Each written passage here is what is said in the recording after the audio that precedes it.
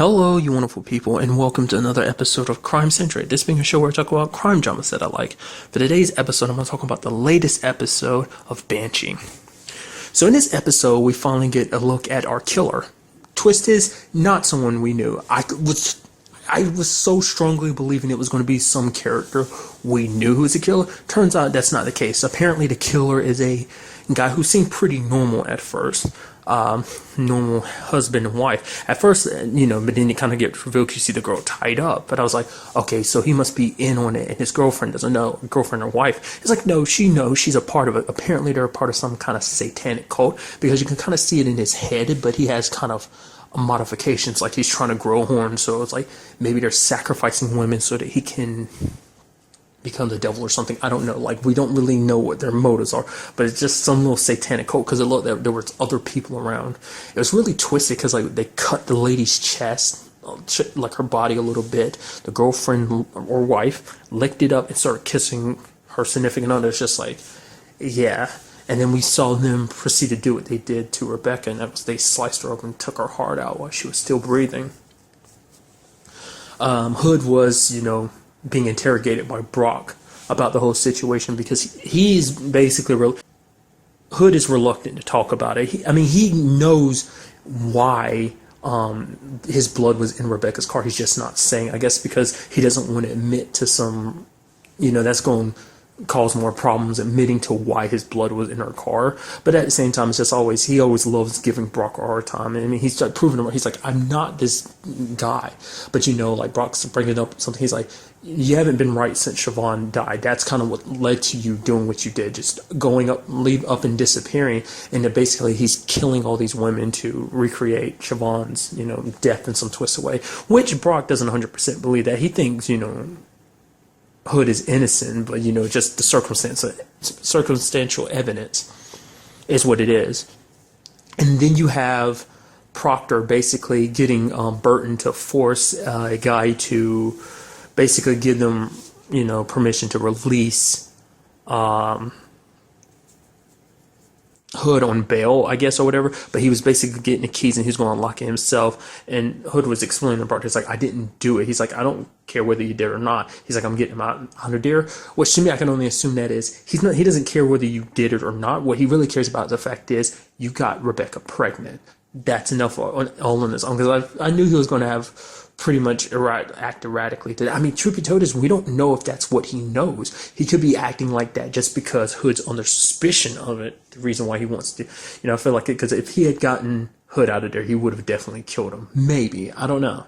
Maybe he does know about the pregnancy and that's why he was acting that way. I don't know. Then we have Elijah Dushku popping up as Agent Dawson, which, I only found out about her being in this season just because I randomly came across the information on the internet. Plus, I actually saw little clip previews before the episode start, and I happened to see it. And it's just like, oh, and I really liked that she came out with that heartfelt story about like her husband Paul. Like, she understands Hood's situation because what he went through with Siobhan. She kind of went the same thing with her husband Paul. I was like, oh, that's a little sad. I was like, is this true? But there was a part of me like, is this true or not? I was like, or is she just fucking with him? It's like, nope, she was messing with him. He's like, that was total horse shit. So either you think I'm stupid or you just wanted me to call you out on your bullshit. And it's like, she was just testing the water. She knew from the beginning that he wasn't guilty, but she was just trying to get a good test of him. And I love how Brock was like, and also, just for your information, I knew your story was bullshit too. I was like, just shut up, Brock. Just shut up.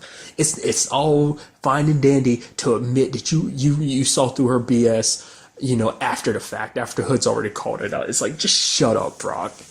But Agent Dawson also is a junkie, apparently, because she went to that crack house and she started smoking the pipe and she was just blazing up. It's like, okay.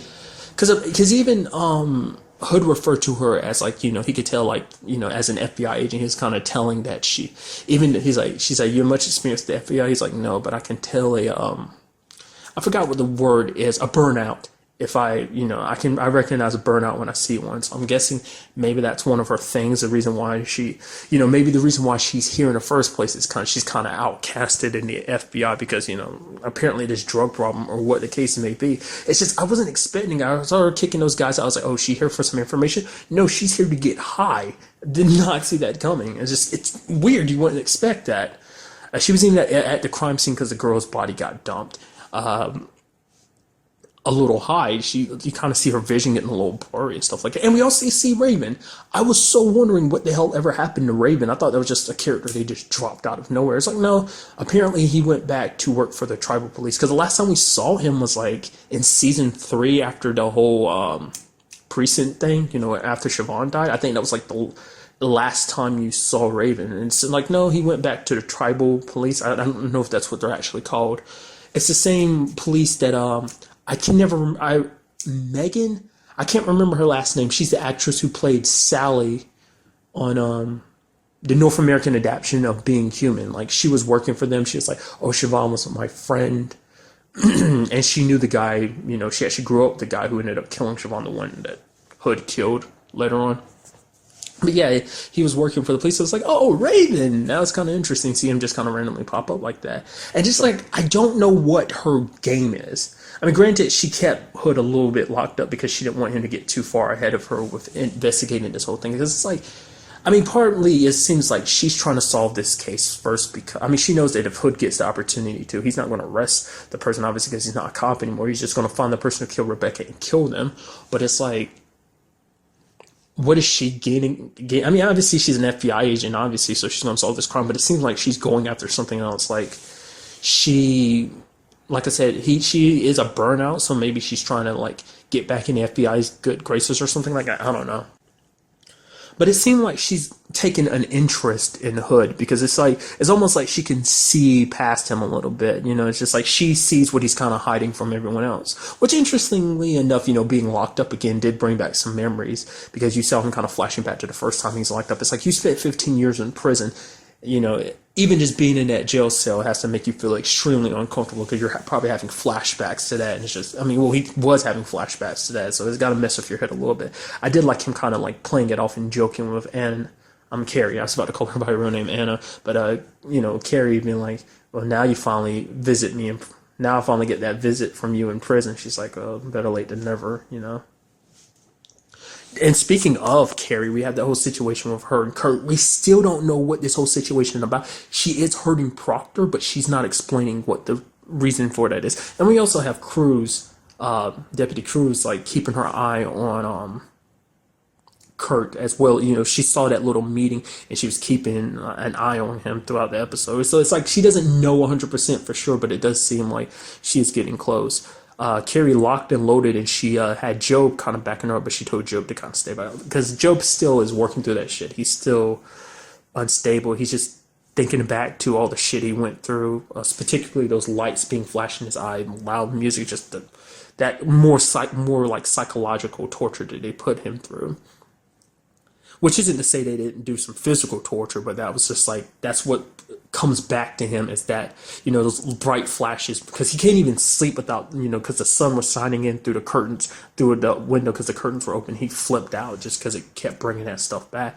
And when Carrie went there to essentially torch the entire building where there was the fire, she basically set all the product that they were moving on fire and kicked some dudes' asses. She almost got trapped inside a building, and Joe was trying to go help her, but he just couldn't. He was so scared. The flyer just kind of reminded him of being back where he was, and it just kind of made him freeze. But Carrie got out okay. But, like, he did bring it up, like, okay, is it kind of like, why is she doing this? But she didn't give an answer. And he kind of brought up Gordon, like, would he be okay with you doing this BS that you're doing right now? And she still didn't give an answer. So it's like, is this tied to Gordon or is this something else entirely? Because we still haven't seen how that situation came about, that Kurt and Carrie got in the situation in the first place, like how he went to help her. And also, apparently, I thought Kurt knew his brother Calvin as well as the Brotherhood were working with Proctor, but he did seem surprised when Carrie called him. So I don't know whether he was lying to her, but no, because I don't think he was, because he was telling her, like, we need to come back so we can change, them being involved changes everything. So it's like, I thought he knew his brother, and the Brotherhood were working with Proctor. Apparently not. And speaking of them, we have that guy Watts who's getting out of prison. Turns out, one of the people that was on the parole board is like, oh, tell him that his Aryan uncle will be thinking about him. So, like, is that woman his daughter or his daughter-in-law? We end up finding out that, because I brought it up, I thought that Watts might be Calvin and Kurt's dad. He's not. He's actually Calvin's father-in-law. He's actually his wife's dad. That was kind of interesting. I was somewhat close. Okay, not somewhat, but I was in that ballpark. I got the father aspect somewhat right. Anyway, I did like the fact is that Calvin is upset. Because of the nature of the Brotherhood and all the things they believe in. He feels like their boss Watts is kind of losing sight of that because he's so obsessed. All he pays attention to is the amount of money that Proctor is throwing their way.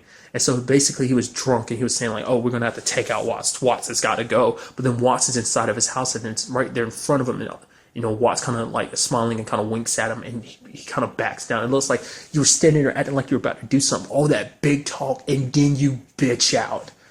I mean, granted, who knows what he's going to do later on. Maybe he will get like kind of nut up and kill Watts. I don't know. We see a little bit more about that situation with Rebecca. We have Hood telling Rebecca's like, why are you doing what you're doing? Like, you could literally go anywhere. There's all of this situation being, getting into business that she is. She could literally do anything, but doing what she does, it can only end one way. But she's like, it doesn't have to. It's like, why is she sticking around? She literally could have gone anywhere. And even had like the current operation that he had given up to the Brotherhood. It was, Rebecca felt like it was going to go to her, but like I said, he gave it to the Brotherhood. She was upset about it. She's like, why are you doing this? It's like, well, to be fair, when you kind of took over operations last time, things didn't work out pretty well. You kind of screwed the pooch and almost got yourself, Burton too. Definitely you and Proctor, you almost got yourselves killed, but I'm pretty sure Burton too didn't. Burton was the case too. Because I think it was like a situation where Hood, as well as the other deputies, kind of showed up, and they were going to leave Proctor there to get killed. If I remember correctly, yeah, because it was like Brock's ex-wife was involved, and they were willing to just leave him behind, but she kind of screwed over that situation. So it's like, I kind of understand why your uncle's a little reluctant to get you part of the business again, but she's upset about it. She's like, it should go to me. He's like, I'm trying to protect you. She's like, I don't need to be protected. You don't know how dangerous I am. And so that's, I don't know. And there's even a point later on when she's making out with a dude and she's looking at him. It's just kind of like doing it just to piss him off. Like I said, we already seen multiple times how he reacts when he finds out that, someone's having sex with Rebecca. Really interesting turn of events. Like I said, I will admit I am a little sad that the killer isn't someone we know, that it's just like a satanic cult. It'd be interesting if it was a twist that like, oh, it's just a satanic cult has a similar ritual, but is actually someone else kind of disguising their kills in this ritualistic way. But I'm very interested to find out like what's Agent Dawson's deal, like what's her situation, and like what's going to happen between her and Hood. And it's like I said, she's taking an interest in him. It's like Job too. Job needs to it's going to take a while, but will Job ever be back to himself? He's kind of in his talking shit like he normally does, but he's still not 100% him. He like in that situation, Carrie could have died, but it's just he was so instilled with fear, just he couldn't bring himself to move. I'm curious if I'm legitimately, that's probably one thing I'm really interested in finding out. It's like the whole Kurt and Carrie situation. Like, why is Carrie doing what she's doing? Like, she needs someone to beat up. I kind of get that, but it seems like she's purposely going after Proctor, and it's like, why? Did Proctor do something to her over the course of these 2 years or something? Well, year and a half. We haven't I don't think they've ever had any interaction over the course of the entire series, have they? Not to my recollection. Even if they did, it was never anything major. I don't know. I am just so curious to see where everything goes in this series. Love it so much, and it's just the addition of a new character like Dawson makes things even more interesting because I'm really curious to see like what part does she have to play in all of this. But that's really all I want to talk about in this episode. Till the next time we meet, be happy, be safe, live life to the fullest, and enjoy it. Good day and goodbye.